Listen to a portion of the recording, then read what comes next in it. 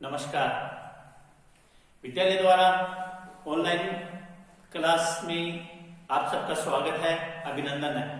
मैं विद्यालय के प्रधानाचार्य जी श्री जितेंद्र सिंह जी भदौरिया जी का धन्यवाद ज्ञापित करता हूं कि जिन्होंने इस लॉकडाउन में इस ऑनलाइन कक्षा की शुरुआत की और भैयाओं को पढ़ाई से जोड़े रखा।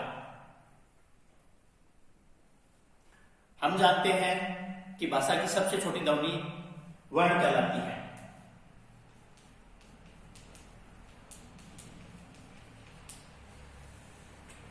वर्ण से शब्द बनते हैं और शब्द से वाक्य। वाक्य में जब ये शब्द रखे जाते हैं तो ये पद कहलाते हैं और इन पदों के बारे में जानकारी देना ही पद व्याख्या या पद परिचय कहलाता है। वाक्य में कई प्रकार के पद हो सकते हैं, जैसे संज्ञा, सर्वनाम, क्रिया, विशेषण आदि। कुछ शब्द ऐसे होते हैं जो व्याकरण के नियमों के अनुसार बदलते हैं, अर्थात लिंग, वचन, कारक, काल और पुरुष के आधार पर वो बदलते रहते हैं। वो ऐसे शब्द है वो विकारी कहलाते हैं और विकारी शब्द है वो 4 प्रकार के होते हैं।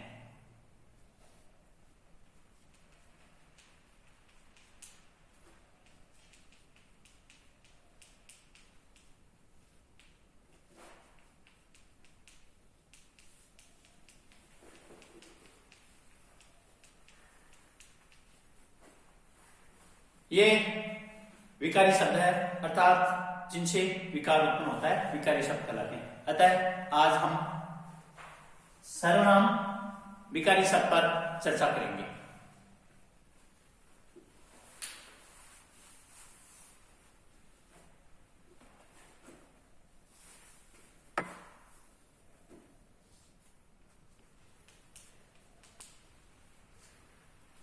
सर्वनाम। सर्वनाम का सामान्य अर्थ है सबका नाम। जैसे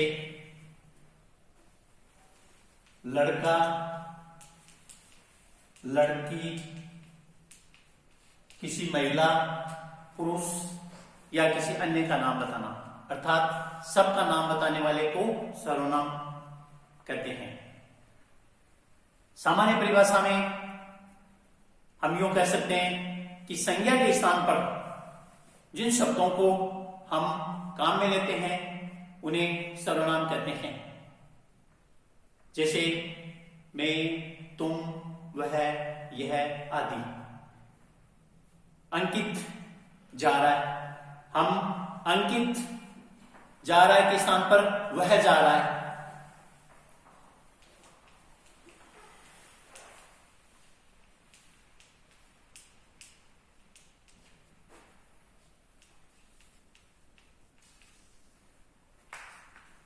अब इसमें अंकित जा रहा है, अंकित के बारे में कहा जा रहा है, तो अंकित शब्द के लिए वह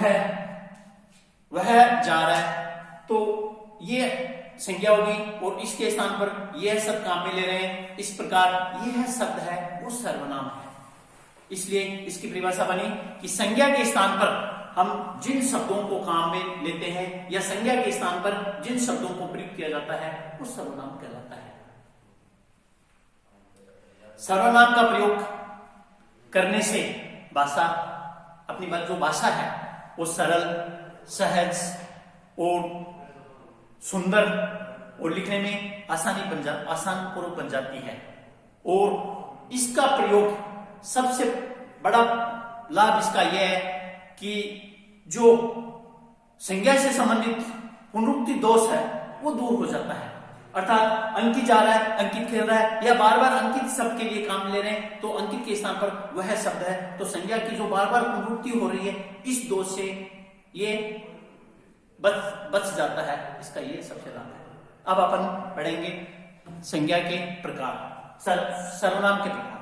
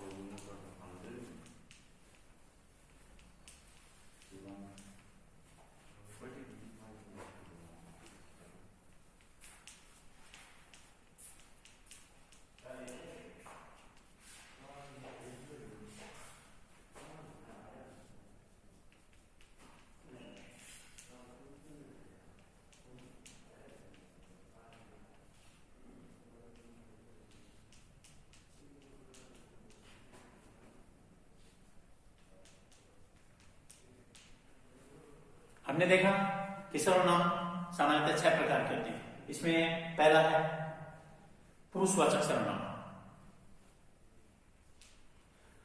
पुरुषवाचक सर्वनाम में वे शब्द, सर्वनाम शब्द जो कर्ता स्वयं के लिए, श्रोता किसी अन्य के लिए प्रयुक्त करता है, उन्हें पुरुषवाचक सर्वनाम कहते हैं। जैसे ये 3 प्रकार का होता है, प्रथम पुरुष, मध्यम, अन्य। लेकिन हिंदी में प्रथम, द्वितीय और अन्य पुरुष न होकर उत्तम पुरुष,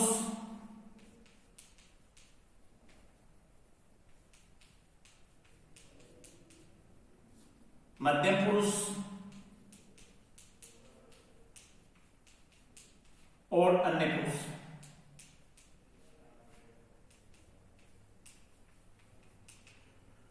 अब अपन पुरुषवाचक सर्वनाम पढ़ते हैं। पुरुषवाचक सर्वनाम में कर्ता या वक्ता जिन शब्दों का प्रयोग करता है स्वयं के लिए, श्रोता के लिए या अन्य किसी पुरुष के लिए प्रयोग करता है, वो पुरुषवाचक सर्वनाम कहलाता है। पुरुषवाचक सर्वनाम 3 प्रकार के हैं। पहला है उत्तम पुरुष।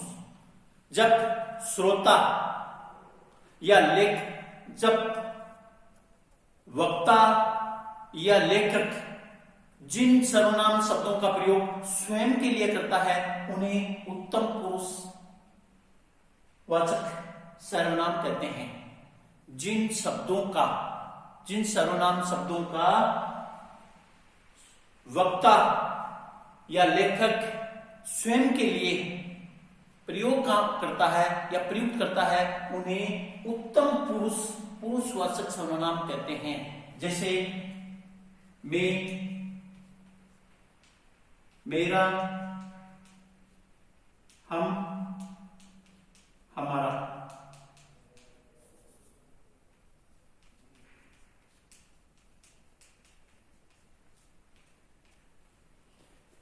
ये उत्तम पुरुषवाचक सर्वनाम कहलाते हैं। उदाहरण,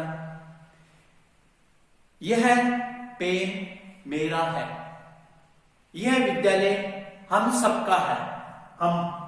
यह विद्यालय हम सबका है। इस प्रकार हम सबका है, तो इसमें जो वक्ता है वो हमारे लिए प्रयुक्त कर रहा है। इस प्रकार ये हम शब्द है वो उत्तम पुरुष सर्वनाम कहलाता है। यह कुर्सी, यह मेज मेरी है। मैंने यह गृह कार्य कर लिया, मैंने उसकी सहायता की। इस प्रकार के जो शब्द है, सर्वनाम शब्द है, वो उत्तम पुरुष सर्वनाम शब्द, उत्तम पुरुषवाचक सर्वनाम कहलाते हैं। अब पुरुषवाचक सर्वनाम का दूसरा प्रकार है मध्यम पुरुष। मध्यम पुरुष में वक्ता, श्रोता या सुनने वाले के लिए जिन शब्दों का, सर्वनाम शब्दों का प्रयोग करता है, वो मध्यम पुरुषवाचक सर्वनाम कहलाता है। इसमें तुम, तुम्हारा, इस प्रकार सब काम में लिया जाता है। जैसे यह कुर्सी तुम्हारी है, वह पेन, यह पेन तुम्हारा है। इस प्रकार के जो शब्द है वो मध्यम पुरुषवाचक सर्वनाम में आते हैं। आजकल तुम, तुम्हारा की जगह हिंदी में आप, आपकी, आपका, ये शब्द काम में लिए जाते हैं। इस प्रकार हमने देखा कि तुम, तुम्हारा, ये शब्द है जो सर्वनाम शब्द है, वो मध्यम पुरुषवाचक सर्वनाम का बोध कराते हैं। पुरुषवाचक सर्वनाम का तीसरा प्रकार है अन्य पुरुष।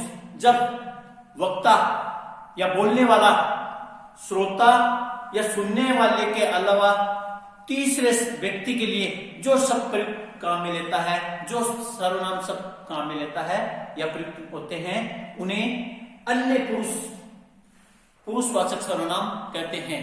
जैसे यह, वह, वे। सर्वनाम के दूसरे प्रकार में हम देखते हैं निश्चयवाचक। वे शब्द जो किसी व्यक्ति, प्राणी, वस्तु या व्यापार तथा किसी निश्चित घटना का के बारे में बोध कराते हैं वो निश्चयवाचक सर्वनाम कहलाते हैं। जैसे यह, वह, ये, वे। या समीपवर्ती और दूरवर्ती इस प्रकार के शब्दों के बारे में जानकारी देते हैं वो निश्चयवाचक सर्वनाम कहलाते हैं। जैसे यह पुस्तक मेरी है, वह घर किसका है। तो यह पास के वे शब्द जिनसे अपने को यह से पता चलता है कि यह तो सर्वनाम पास का है, और वह वो दूर सर्वनाम के लिए प्रकट करता है। अर्थात जिन शब्दों से समीपवर्ती, दूरवर्ती किसी व्यापार, वस्तु, व्यक्ति, प्राणी की निश्चितता का बोध कराते हैं वो निश्चयवाचक सर्वनाम कहलाते हैं। अगला है अनिश्चयवाचक सर्वनाम। नाम से पता चल रहा है अनिश्चितता, अर्थात किसी व्यक्ति, प्राणी, व्यापार या अनिश्चित घटना का, किसी घटना की अनिश्चितता का बोध कराते हैं वो अनिश्चयवाचक सर्वनाम कहलाते हैं।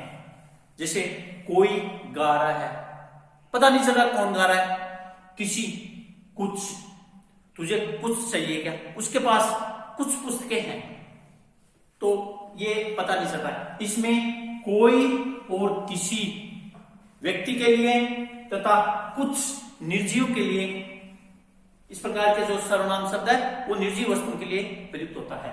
अगला है प्रश्नवाचक सर्वनाम।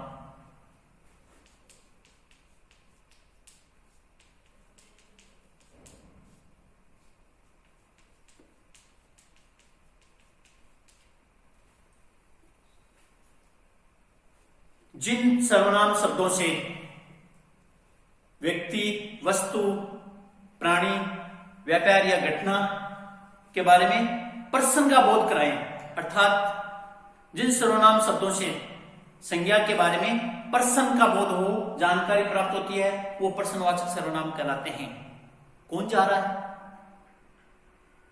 क्या, वहां क्या पढ़ा है, यह पुस्तक तुमने किससे ली। इस प्रकार जिन सर्वनाम शब्दों से हमें प्रश्नों का बोध होता है वो प्रश्नवाचक सर्वनाम कहलाते हैं। उसके बाद अगला है संबंधवाचक। इस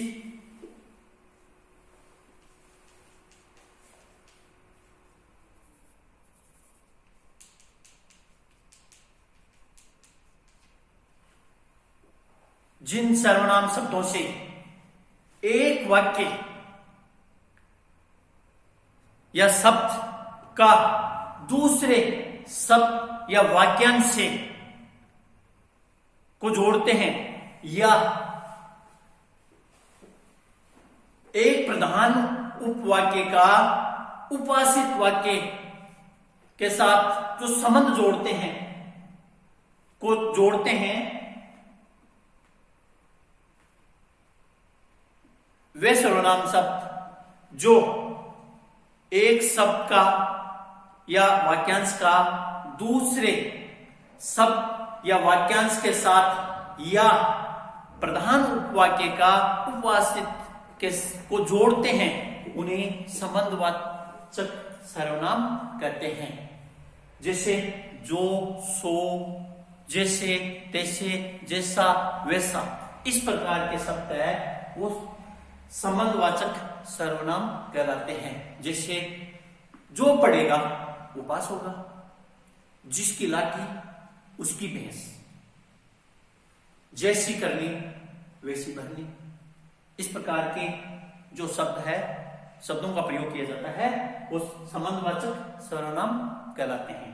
अब संबंधवाचक का अपना अंतिम है निजवाचक सर्वनाम।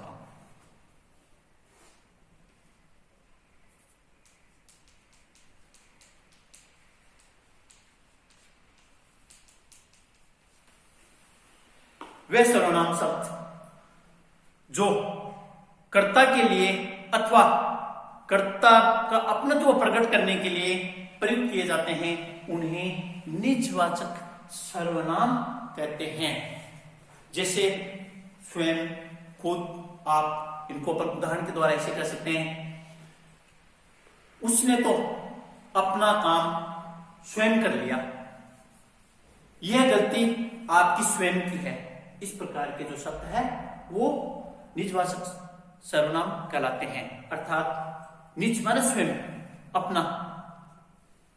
इसको मैं वापस बोल रहा हूं, वे सर्वनाम शब्द जो कर्ता स्वयं के लिए या कर्ता के अपनत्व के कर्ता के साथ अपनत्व प्रकट करने के लिए प्रयुक्त होते हैं, वो निजवाचक सर्वनाम कहलाते हैं। स्वयं, खुद, आप, उसने अपना काम अपने आप कर लिया, इस प्रकार के शब्द है वो निजवाचक सर्वनाम कहलाते हैं। अब इस आपने जो विषय, ये जो टॉपिक पढ़ा, इसके बारे में कुछ प्रश्न बनते हैं। आप इन प्रश्नों को